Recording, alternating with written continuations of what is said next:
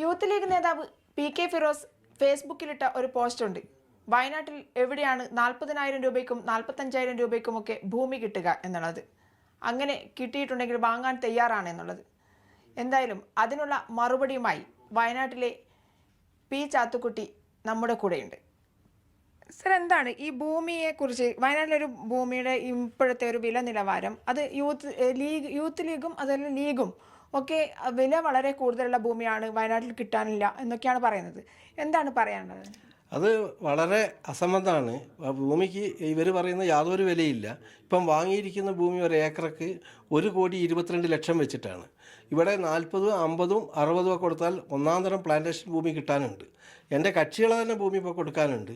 പ്രത്യേകിച്ച് വൈറ്റ് മണിയായി കൊടുക്കുകയാണെങ്കിൽ വളരെ അതിലും വില കുറച്ച് കിട്ടാനുള്ള ഭൂമിയുണ്ട്. അത് കൊടുക്കാൻ തയ്യാറാണ്, ഇവർ വാങ്ങാൻ തയ്യാറാണ്. മാത്രമല്ല, ഇവർ തന്നെ 40, 50 ഭൂമി വാങ്ങാൻ വേണ്ടി നെഗോഷിയേറ്റ് ചെയ്തുകൊണ്ട് ടോക്കൺ കൊടുത്തു നോക്കിയാണ്. പിന്നെ അത് മാറിയിട്ടാണ് ഇപ്പോൾ 1,22,00,000 പോയത്.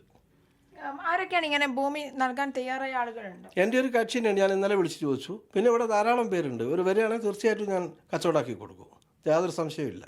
എത്ര രൂപയ്ക്ക്? അത് 55-60 ലക്ഷം റുപ്യക്ക് വാങ്ങിച്ചു കൊടുക്കും. തീർച്ചയായും പേര് വാങ്ങി 45 മുതൽ 60 ലക്ഷം അത് കിട്ടാനുണ്ട്, അത് വാങ്ങിച്ചു കൊടുക്കും, വാങ്ങിച്ചു കൊടുക്കാനുണ്ട്. പി.കെ. ഫിറോസിനോട് എന്താ പറയാനുള്ളത്? പി.കെ. ഫിറോസ് വരട്ടെ, ഞാൻ ഈ ആഴ്ച തന്നെ വേണമെങ്കിൽ കച്ചവടമാക്കി കൊടുക്കുക. ഭൂമി എത്ര ഏക്കർ ഭൂമി വേണമെങ്കിലും വാങ്ങിച്ചു കൊടുക്കുക. ഇവിടെ എൻ്റെ സുഹൃത്തുക്കളെ ഭൂമി തന്നെയുണ്ട്, അവരെന്നോട് പറഞ്ഞിട്ടുണ്ട് വൈറ്റ് മണിയായിട്ട് വാങ്ങുകയാണെങ്കിൽ കൊടുക്കാൻ തയ്യാറുള്ളത്. ഈ കല്ലങ്കോട് മൊയ്തുവിൻ്റെ ഭൂമിക്ക് 1,20 ലക്ഷം രൂപയാണ് സെന്റിന് വെച്ചിട്ട് വാങ്ങിച്ചിട്ടുള്ളത്. അതിനെക്കുറിച്ച് എന്താ പറയാനുള്ളത്? ആ ഭൂമിയെക്കുറിച്ചും? ആ ഭൂമി പ്ലാന്റേഷനിൽ പെട്ടതാണ്. പ്ലാന്റേഷൻ ഭൂമിയായിട്ട് കിടക്കുന്നതാണ്. ആ ഒരു നിയമതടസ്സമുണ്ട് അതിന്. അതുകൊണ്ട് തന്നെ വീട് വെക്കാനൊന്നും സാധിക്കില്ല. കാരണം കൃഷിഭൂമിയാണല്ലോ, പ്ലാന്റേഷനാണ്. അതിന് RDOൻ്റെ പെർമിഷനൊക്കെ വേണം. അതൊന്നും ഇല്ലാത്ത ഭൂമിയാണ്. അത് ഈ പ്ലാന്റേഷൻ ഭൂമിയിൽ അങ്ങനെ ഒരു കുഴപ്പമുണ്ടാകുന്നത്. എൻ്റെ പ്രധാനമായ ആക്ഷേപം വലിയ വില കൊടുത്തിട്ട് അതിൽ വലിയ തട്ടിപ്പ് നടന്നുള്ളത്. കാരണം യത്തീം മക്കളെ പൈസ തിന്നാൻ പാടില്ല എന്നുള്ളതാണല്ലോ ഖുർആനിലെ തന്നെ പ്രമാണം. ഇത് പാവപ്പെട്ട എല്ലാം നഷ്ടപ്പെട്ട യത്തീം മക്കളാണ്. അവരുടെ പൈസ ഉപയോഗിച്ചിട്ടാണ് ഇവർ ഇത്തരം കൊള്ള നടത്തിയത്.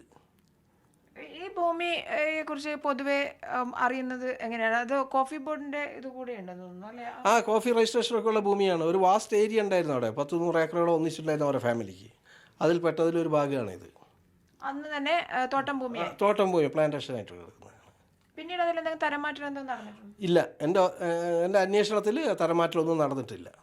അതുകൊണ്ടാണ് വില്ലേജ് ഓഫീസർ സത്യസന്ധമായിട്ട് അതിനെ പറ്റിയിട്ട് നോട്ടീസ് കൊടുക്കാൻ കാരണം. എന്തായാലും പി.കെ. ഫിറോസിന്റെ വെല്ലുവിളി ഏറ്റെടുത്തിരിക്കുകയാണല്ലേ? തീർച്ചയായിട്ടും പി.കെ. ഫിറോസിന്റെ വെല്ലുവിളി ഏറ്റെടുത്തിരിക്കുകയാണ്. ഇതാണ് വയനാട്ടിൽ ഭൂമി ഏറ്റവും കുറഞ്ഞ വിലയ്ക്ക് നൽകാനുള്ള ആളുകളുണ്ടെന്നും പി.കെ. ഫിറോസ് എപ്പോൾ വന്നാലും ഈ ആഴ്ചക്കുള്ളിൽ തന്നെ അത്തരത്തിൽ ഭൂമി കണ്ടെത്തി തരാം എന്നുമാണ് ഇപ്പോൾ അഭിഭാഷകനായ പി ചാത്തുക്കുട്ടി നമ്മളോട് പറഞ്ഞിരിക്കുന്നത്. അദ്ദേഹത്തിൻ്റെ കക്ഷികൾ തരാൻ തയ്യാറായി, ഭൂമി വിൽക്കാൻ തയ്യാറായി അദ്ദേഹത്തിൻ്റെ അടുത്ത് വന്നിട്ടുണ്ട്. അദ്ദേഹം സംസാരിച്ചിട്ടുണ്ട്. പി.കെ. ഫിറോസ് എപ്പോൾ വേണമെങ്കിൽ വന്നാലും അത് വാങ്ങിത്തരാൻ തയ്യാറാണ് എന്നാണ് അദ്ദേഹം പറയുന്നത്.